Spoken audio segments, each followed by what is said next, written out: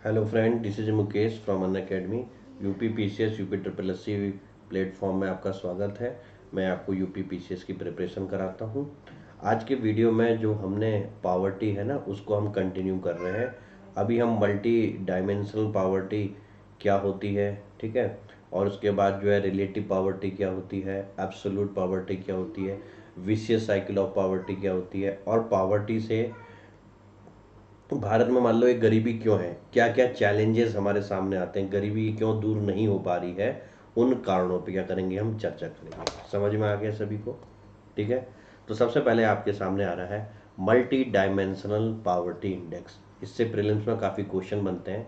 तो सबसे पहले इसको हमें ऐसे देखना है कि जो एमपीआई होता है, इसमें 3 डायमेंशन होती हैं। कितनी डायमेंशन होती हैं? 3 डायमेंशन होती हैं। देखो, एक होता है हेल्थ, एक होता है एजुकेशन, और एक होता है लिविंग स्टैंडर्ड। यानी कि इसकी 3 डायमेंशन क्या हुई आपकी?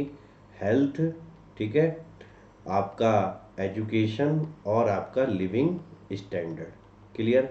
जो हमारा ह्यूमन डेवलपमेंट इंडेक्स होता है, उसकी भी जो है 3 डायमेंशन यही होती हैं। ठीक है ना?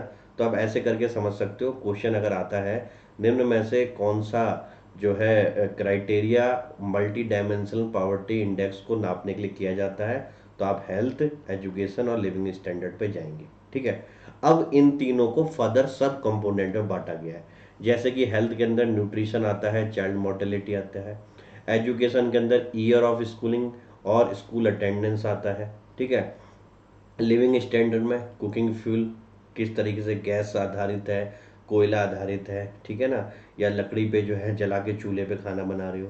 सैनिटेशन कैसी व्यवस्था है वहाँ पे, ड्रिंकिंग वाटर अवेलेबल है कि नहीं है, इलेक्ट्रिसिटी, हाउस कैसा है, कच्चा पक्का, और कोई एसेट का निर्माण हुआ है कि नहीं हुआ, पूंजी का निर्माण।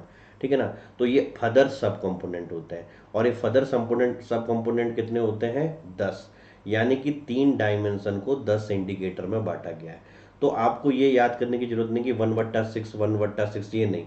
आप सबसे पहले याद करो 3 इंडिकेटर डायमेंशन कौन से होते हैं? 3। हेल्थ, एजुकेशन और लिविंग स्टैंडर्ड, और उसके अंदर 10 होती हैं। क्लियर? ऐसे याद कर लो। और डिटेल में अगर आपको याद करना है तो लिविंग स्टैंडर्ड के अंदर क्या होता है ये जरूर याद कर लो। Cooking fuel, sanitation, drinking water, electricity, housing और एसेट होती है। ये आपके प्रीलिम्स में भी काम आएगा, यह आपके मेंस में भी काम आएगा, यह आपके एसए में भी काम आएगा, यह आपके इंटरव्यू में भी काम आएगा। इसलिए मैंने इसको लिया। ठीक है। अब इसमें भारत की क्या रैंकिंग होती है क्या नहीं होती, वो सब करंट अफेयर का विषय है। उसको भी मैं आपको करंट अफेयर में कराता रहता हूँ, आपको पता ही है। क्लियर? अब हमारा अगला जो है कि भारत में बहुत सारी कमेटी बनी, गरीबी कितने परसेंटेज है, इसको क्या करने के लिए, बताने के लिए। कुछ कमेटी ने जो है आपका ये बताया कि कितनी कैलोरी रिक्वायरमेंट है। यानी कि जैसे अलगहा कमेटी थी, इसने कैलोरी वाला फार्मूला दिया था। इसके अनुसार गांव में जो लोग हैं वो अगर मिनिमम पर डे 2400 कैलोरी, ठीक है, कंज्यूम कर लेते हैं तो वो गरीब नहीं है। अगर हम शहर की बात करें तो ये कितना क्राइटेरिया है? 2100 कैलोरी का। अगर आप ये नहीं कम कर पाते हो, यानी इससे कम करते हो, तो आप क्या हो? गरीब हो। सही है, नो? तो क्वेश्चन आता है कि ये कैलोरी वाला क्राइटेरिया गरीबी नापने का किस कमेटी की रिकमेंडेशन थी? अलगहा कमेटी। प्रीलिम्स का फेमस क्वेश्चन है। इसके अलावा और भी कमेटी थी, जैसे Lakdawala committee, Tendulkar committee, Rangarajan committee. Rangarajan committee 2 बार बैठी थी। ठीक है। अब इसकी डिटेल मैंने आपको प्लस में बता रखी है, इसलिए यहाँ पे क्या है, आपको नाम याद रख लो कि ये कमेटी किससे रिलेटेड है? गरीबी के मापन से रिलेटेड है। ठीक है। प्लस में मैंने आपको डिटेल में पढ़ाया है, और आपको प्लस ज्वाइन करना पड़ेगा अगर आप सारी चीज़ें चाहते हो मेरे से पढ़ना, और एक डिटेल वेज में। Clear? Types of poverty. Poverty 2 तरह की होती है, एब्सोल्यूट पावर्टी और रिलेटिव पावर्टी।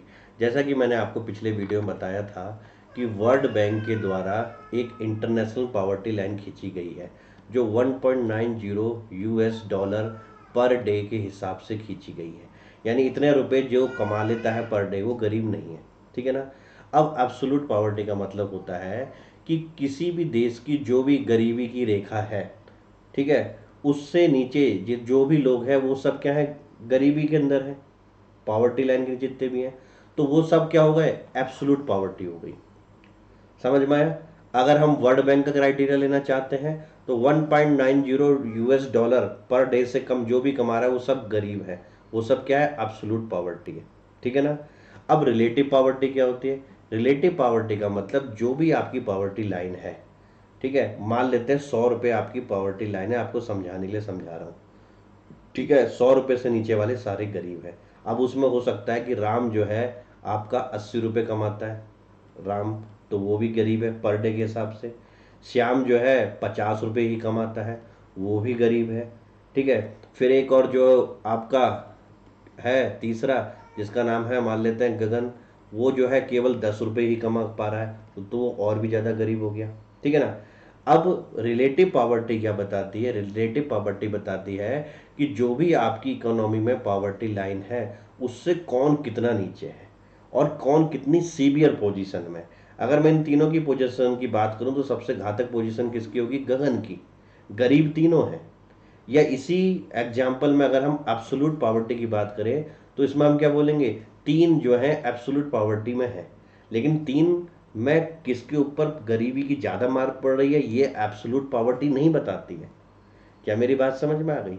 रिलेटिव पॉवर्टी बताती है कि इसके सापेक्ष में ये कितना है, इसके सापेक्ष में ये क्या है, रिलेशन। समझ में आ गया? तो जहां पे भी इस तरीके से किया जाएगा तो उसको रिलेटिव पॉवर्टी बोलेंगे, अर्थात क्या हो गया आपका? पॉवर्टी की सीवियरिटी बता रही है, ठीक है ना। और एब्सोल्यूट पॉवर्टी का मतलब जो भी आपकी पॉवर्टी रेखा हो उसके नीचे जितने भी है वो एब्सोल्यूट पॉवर्टी है। समझ में उतनी परसेंटेज। क्लियर है? ठीक है। अब तो अगर आपको समझ में आ गया तो आपको थ्योरी जानने की ज़्यादा जरूरत नहीं है, आप जो है प्रीलिम्स का क्वेश्चन निकाल लोगे आसानी से। क्लियर? ठीक है। अब अगला देखते हैं, ये विशेष साइकिल ऑफ पॉवर्टी क्या होती है? विशेष साइकिल पॉवर्टी मतलब गरीबी का दुष्चक्र।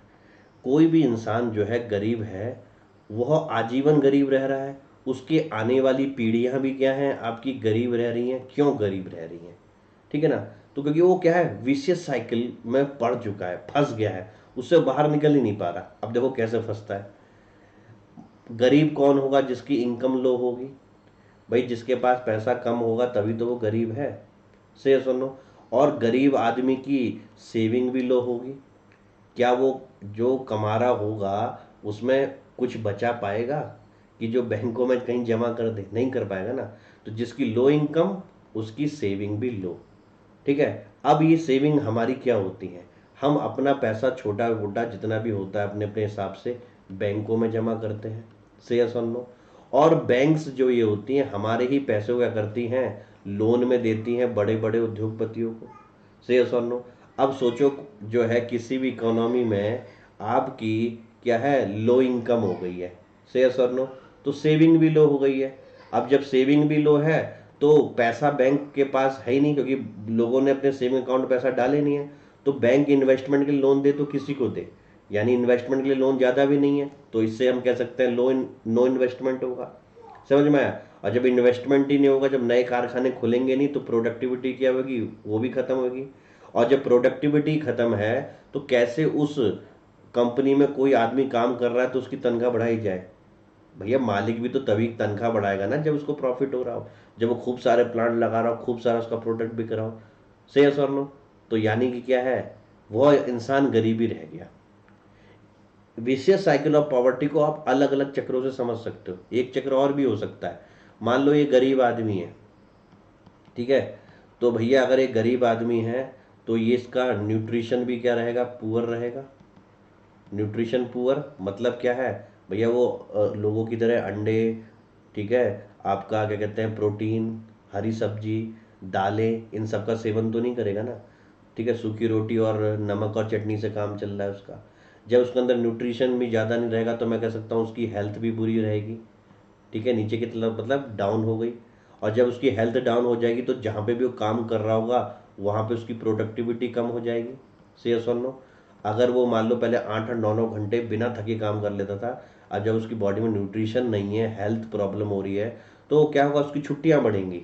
अगर वहाँ पे भी जाएगा तो कठिन परिश्रम नहीं कर पाएगा, और जब प्रोडक्टिविटी कम हो जाएगी उसकी तो भैया उसको तनख्वाह भी कम मिलेगी, तो उसकी इनकम भी क्या हो जाएगी, कम हो जाएगी। और जब इनकम जो कम हो गई तो ऑलरेडी वो गरीब हो गया। यस और नो? क्लियर? तो यानी कि क्या हो गया, वो गरीबी के जो है दुष्चक्र में फंस चुका है। ये इस तरीके से भी समझा सकते हैं, ठीक है ना। अगर कोई गरीब है, और तरीके से मैं समझाऊं आपको, गरीब है तो भैया जो भी उसके बच्चे होंगे तो वो क्या सोचेगा, मोर हैंड मोर इनकम, यानी गरीब चाहता है कि मेरे बच्चे क्या हो, ज़्यादा हो। क्यों? क्योंकि क्या होगा, हर बच्चा कुछ ना कुछ काम करेगा, और कुछ ना कुछ काम करेगा तो इनकम लेके आएगा, तो बहुत सारी इनकम हो जाएगी, ऐसा लोग सोचते हैं। कार्ल मार्क्स ने इसको बताया था, ठीक है ना। तो अब क्या होगा, लेकिन ये भी तो सोचो, जब बच्चे भी ज़्यादा हैं तो अगर वो कमा के ज़्यादा भी ला रहे हैं तो वो तो क्या है, उन सबका टोटल सम हो रहा है ना ज़्यादा, लेकिन फिर उस हिसाब से खपत भी तो हो गई है, परिवार बड़ा भी तो हो गया है। से सुनो, और जब वो गरीब है तो वो भैया अपने बच्चों को पढ़ाएगा भी नहीं, एजुकेशन उनकी शिक्षा भी अच्छी तरह नहीं रहेगी, तो यानी आगे चल के वो बच्चे अपने पैरों पे खड़े भी नहीं अच्छी तरीके से हो सकते, और जब खड़े भी अच्छी तरीके से नहीं होंगे तो वो भी क्या होगा, गरीबी के दुष्चक्र में चले गए। यानी एक पीढ़ी से क्या है, आपकी गरीबी दूसरी पीढ़ी में ट्रांसफर, ऐसी ये तीसरी पीढ़ी में ट्रांसफर हो जाएगी। क्या ये बात समझ में आ गई? तो तीन तीन डायग्राम से मैंने आपको समझाने की कोशिश करी कि किस तरीके से ये विशियस साइकिल ऑफ क्या होती है, पॉवर्टी होती है। ठीक है ना, क्लियर? आगे देखो चैलेंजेस क्या क्या है भारत में। देखो अगर आप कि incidence of the extreme poverty continues to be much higher in the rural area than in the urban area. Bharat में ग्रामीण इलाकों में क्या है, पॉवर्टी के केस क्या है, ज़्यादा है। क्या ये बात समझ में आ गई? क्लियर? क्या है, पॉवर्टी के केस क्या है, ज़्यादा है, याद रखना। ठीक है ना। दूसरा चैलेंज क्या मिलता है कि हमारे देश में कहते हैं कि रैपिड ग्रोथ हो रही है, डेवलपमेंट हो रहा है, उसके बाद भी जो है बहुत सारे लोग अभी भी मल्टी डायमेंशनल पॉवर्टी में क्या है, सफ़र कर रहे हैं, क्योंकि हमारी जनसंख्या बढ़ती जा रही है, रिसोर्सेज कम है। क्लियर? ठीक है। There is a no systematic attempt to identify people who are in poverty. अब आप इनकी परिभाषा भी देखोगे, मतलब जो कमेटी बैठी थी, ये क्या कहते हैं, 2400 कैलोरी, 2100 कैलोरी, कभी कहते हैं कोई 27 रुपये कमा ले तो अमीर है। ठीक है ना। यानी कि ये अपने उसको आइडेंटिफाई नहीं कर पा रहे सही से। और जब आप आइडेंटिफाई नहीं कर पा रहे पीपुल्स को कि एग्जैक्टली कितनी परसेंट पॉपुलेशन भारत की गरीबी में है, तो आप मेजर क्या लोगे? समझ में आ गया? अगला, जो रिसोर्स एलोकेट किए जा रहे हैं वो बहुत ही क्या है, इनएडुकेट तरीके से, करप्शन है। लास्ट आदमी को क्या है, वेलफेयर की स्कीम नहीं पहुंच पा रही है। क्लियर? कोई ऐसा भी मेथड प्रोग्राम नहीं जिससे क्या हो, सारे लोग कवर हो जाए। ठीक है ना। प्रॉपर इम्प्लीमेंटेशन नहीं है, टारगेट अप्रोच नहीं है। क्लियर? और बहुत सारी स्कीम है जो गरीबी को हटाने की कोशिश करती हैं, तो हर स्कीम एक दूसरे के ऊपर ओवरलैप है, तो इसका काम वो का काम वो। अगर एक ही स्कीम हो, अम्ब्रेला स्कीम, ठीक है ना, तो कितना सही रहे, सबको डायरेक्शन सही रहेगी ना, कि केंद्र सरकार को क्या करना है, राज्य सरकार को क्या करना है, डिस्ट्रिक्ट अथॉरिटी को क्या करना है, सब कुछ ये क्या होना चाहिए, ओवरलैप नहीं होना चाहिए। क्लियर? ठीक है ना। और उसके बाद भी क्या है, हमारा जो है ह्यूज पॉपुलेशन पूल हर साल ऐड होता जा रहा है। ठीक है ना। और उससे क्या हो रही है, जो अपनी स्कीम जो चल रही हैं ऑलरेडी, वो अपनी प्रासंगिकता खो रही हैं, क्योंकि क्या है, नए नए चैलेंजेस आ रहे हैं आबादी बढ़ने के साथ साथ, तो हमें अब इनोवेटिव प्रोडक्ट लेके आने पड़ेंगे। ठीक है ना। जैसे आजकल हम बात कर रहे हैं एंटरप्रेन्योरशिप की, स्टार्टअप्स की, तो ये लोगों को क्या करेंगे, ज़्यादा ज़्यादा रोजगार देंगे। हमें स्किल डेवलपमेंट कराना पड़ेगा, हमें उनकी जो है हेल्थ के बारे में सोचना पड़ेगा, उनके सैनिटेशन के बारे में सोचना पड़ेगा, उनके रिहेबिलिटेशन के बारे में सोचना पड़ेगा। ठीक है ना। अब इन सब के लिए अलग अलग स्कीम है, एक ही स्कीम हो जो जो इन सब की बात करे, वो क्या होगा, ज़्यादा अच्छा होगा। समझ में आया? तो ये जो टॉपिक आज हमने पढ़ा, ये था तो छोटा सा, लेकिन आप इसके प्रॉपर नोट्स बनाते रहेंगे तो ये प्रीलिम्स और मेंस और इंटरव्यू और ऐसे चारों को आपको क्या देता है, मसाला देता है।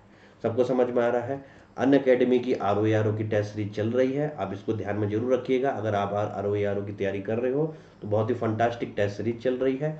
यहाँ पे upper subordinate, lower subordinate, ROE, SI, SSC, PET exam जो अभी निकल रहा है, लेखपाल, BO, ऑप्शनल कोर्स, सब कुछ कराया जाता है आप चाहे, लेकिन इसके लिए आपको सब्सक्रिप्शन लेना पड़ेगा प्रॉपर स्टडी के लिए। ठीक है ना। और अगर आप मेरे से पढ़ना चाहते हो तो आप MKS live referral code use कर सकते हो, जिसमें आपको 10% डिस्काउंट मिलता है, और आप कोई सी भी क्लास क्या कर सकते हो, अटेंड कर सकते हो। समझ में आ गया? क्लियर? तो this is all about this class.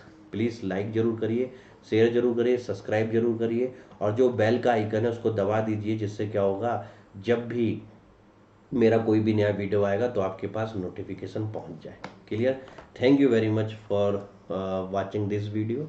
ठीक है। ऐसी जो है हम अगले वीडियो में क्या करेंगे, कुछ ना कुछ इकोनॉमिक्स का टॉपिक लेके आएंगे।